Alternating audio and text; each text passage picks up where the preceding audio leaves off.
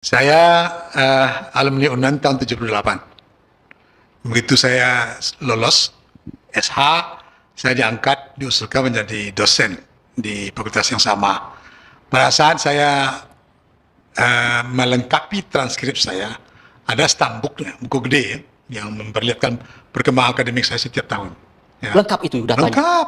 Ya. Padahal tahun 78 tuh Pak ya, Prof? 72 sampai 78 itu ada. Ya. Ada mata kuliah yang saya bolong sampai 6 kali gitu ya. Detail itu ada. Kemudian munculnya angka tertentu. Di zaman Suharizal tidak terjadi itu. Karena di zaman saya itu, begitu ujian, masuk amplop, tak ada berita acara. Jadi kalau saya menguji Suharizal, dari 70 orang mahasiswa, 70 orang lembar jawaban, ada lembar jawaban itu. Kalau dia bilang, ternyata nilai Suharizal tidak ada, Pak, saya kan ikut ujian, ini ada absen. Penelusurannya kan gampang, saya tanya pengawas, selesai pengawas itu ke bagian akademik yang mempacking itu ke saya. Jadi akan tahu di mana bocornya persoalan itu. Itu di zaman 78 gitu. Ada stambuknya bahasa sekarang. Dulu sekarang itu sudah ada indeks data digitalnya. Pasti lebih mudah melewatnya. Satu. Jadi yang kedua, polemik ini muncul kesan saya Gajah Mada ragu-ragu sebenarnya. Rektornya bilang begini, mantan rektornya bilang tidak gitu. Mantan rektornya bilang tidak. Orang yang juga tahu dinamika ekonomi, dinamika akademik di Gajah Mada hari itu. Jadi, walaupun formal hari ini yang berkuasa adalah rektor incumbent, tapi rektor sebelumnya tentu juga memahami dinamika itu. Bahasanya justru berbeda. Apa yang terjadi sesungguhnya? Nah, biarlah Gajah Mada menjawab itu. Tapi menurut saya ini amat menjadikan betul sebenarnya. Universitas saya punya reputasi dan demikian rupa terantuk untuk persoalan ini, walaupun orang yang bersangkutan adalah Presiden Republik Indonesia. Yang kedua, paling tidak instansi resmi hari ini, apapun yang dia katakan, orang masih punya reservasi untuk tidak menelan 100%. Skeptis gitu ya? Saya tidak mengatakan skeptis untuk tidak menelan 100%. Karena kita dibayangi oleh rezim lampau bahwa hampir semua cabang kekuasaan terinfiltrasi oleh kekuasaan. Ini yang membahayakan sebenarnya. Saya tidak tahu, resonansi itu masih ada sekarang atau tidak. Saya agak susah mengatakan kalau orang bertanya ke saya, oh nggak ada lagi itu. Sama dengan Stephen Noel, kan sudah baris mengatakan demikian, apa lagi? Ya, proses, saya persis tahu itu, proses satu perkara tidak selesai di baris krim, walaupun dia punya hak untuk SP3 kan. Kalau selesai di baris krim kan tidak perlu ada pengadilan dan kejaksaan. Jadi pahami itu. Dengan memahami itu demikian, maka kita tidak buru-buru mengambil kesimpulan. Tidak buru-buru mengambil kesimpulan. Lebih-lebih susahnya adalah bahwa, saya mohon maaf, contoh misalnya, nih Donald Trump yang di Amerika itu, melarang orang pergi belajar di Harvard. Keluar putusan pengadilan. Bung, tidak boleh lakukan itu. Putusan dari pengadilan yang mendukung Harvard itu diterima orang itu tanpa intervensi. Hakimnya betul-betul independen. Walaupun Donald Trump mungkin belajar juga ke Indonesia. Dia bebas, dia mengatakan tidak boleh, tapi visa untuk orang yang mau belajar di Harvard tidak dikeluarin. Itu kerjaan eksekutif.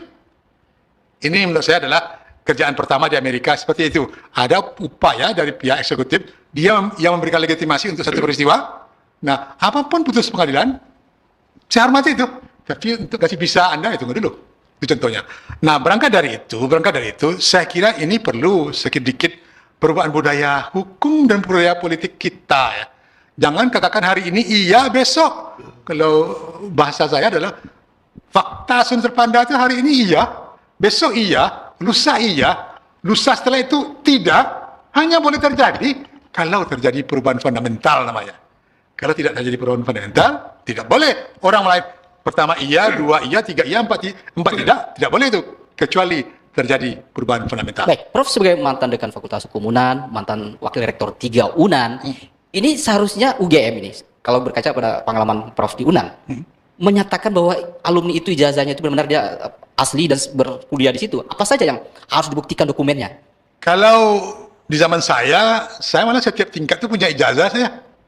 Dari 1 ke 2 punya ijazah saya, dari 2 ke 3 punya ijazah saya, dari 3 ke 4 itu bernama nanti sarjana muda hukum lengkap ya. SML, sarjana muda lengkap. Dari 3 ke 4 sarjana S1. Nah, dari 4 ke 5 sebelum sudah itu bernama SHL. Semua terrecord itu. Mungkin setelah SKS, sistem kredit semester, itu mungkin tidak ada lagi. Yang ada adalah transkrip. Di zaman saya punya 5 ijazah sebagai seorang sarjana hukum dari Universitas tahun 78 itu. Nah, jadi seharusnya itu ada di Indonesia Itu hari ini. terekam semua di stambuk tadi. Ya, seperti saya katakan tadi, saya bisa melihat begini contohnya, saya masih ingat betul persis deh. Dari tingkat 4 ke tingkat 5 itu ada 12 mata kuliah. Saya lulus 11, tinggal cie. Nah, kalau saya terbalik itu, dari 12 mata kuliah, dia lulus 1. Dia duluan dari saya. Karena yang lain itu bisa selesai. Saya yang satu ini betul-betul jadi sandungan bagi saya. Seperti yang saya katakan tadi, entah ke-6, entah ke-7, saya pernah cerita sama Rizal itu. Dan kemudian setelah saya tamat, saya berhak melihat dokumen fakultas itu. Nampak, ada rekaman 0,00000,6,5. Itu dulu.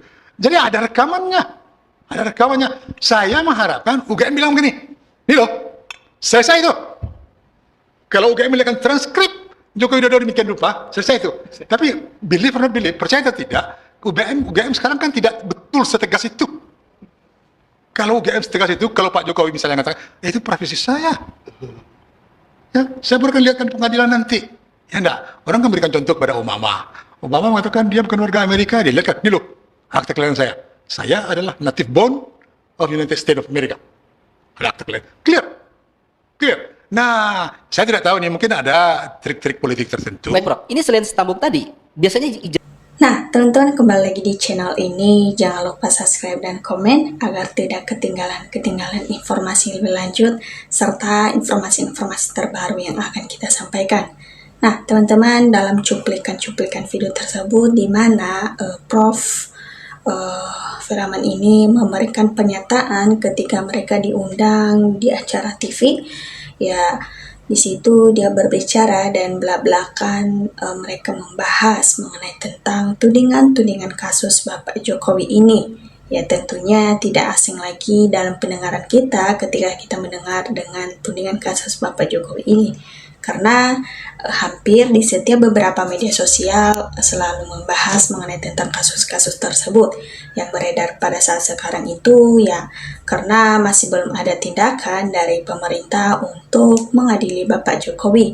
Ya, dalam hal tersebut Prof. Firaman ini memberikan pernyataan itu yang dimana ada komplotan dari Bapak Jokowi ini kepada Rektor Ova Emilia atau Rektor Universitas Gadjah Mada ini, yang dimana Universitas Gadjah Mada sudah tidak baik atau reputasinya buruk di mata masyarakat gara-gara Ova Emilia ini. Nah, karena sudah disetel jauh-jauh hari, ya maka dia yang merusak nama kampus tersebut sehingga dia membela orang yang salah, apalagi mengatasnamakan kampus itu adalah hal yang sangat tidak mungkin untuk dimaafkan, ya begitu, karena itu menyangkut nama baik kampus tersebut, yang dimana di situ ya masyarakat mau supaya Bapak Jokowi ini segera diadili. Ya, makanya di situ Prof. Firaman ini memberikan pernyataan bahwa ijazah palsu Bapak Jokowi ini memang benar-benar palsu, namun kita harus menunggu data-data yang valid, ibaratnya seperti begitu, karena masih belum ada tindakan dari pemerintah atau Bapak Presiden masih belum menotisnya. Ya, tentunya dalam hal tersebut kita harus beramai-ramai untuk mengawal terus sampai benar-benar kita mengumpulkan data-data yang valid dan bisa menyampaikan aspirasi-aspirasi kita sebagai masyarakat kepada Bapak Presiden kita. Ya, karena Bapak Jokowi ini kita tahu bahwa dia ini adalah orang yang kebal dengan hukum. Ya, begitu. Karena banyak hal-hal yang membuat kita sudah muak dengan Bapak Jokowi ini. Ya, siapapun yang terkait membantu serta melindungi ijazah Bapak Jokowi ini ya harusnya ditangkap dan diadili juga, atau bagian-bagian dari termo-termo ini segera diberikan sanksi, ibaratnya seperti begitu, karena seakan-akan mereka membela orang yang bersalah padahal kesalahan sudah di depan mata atau kesalahannya sudah fatal, ya begitu.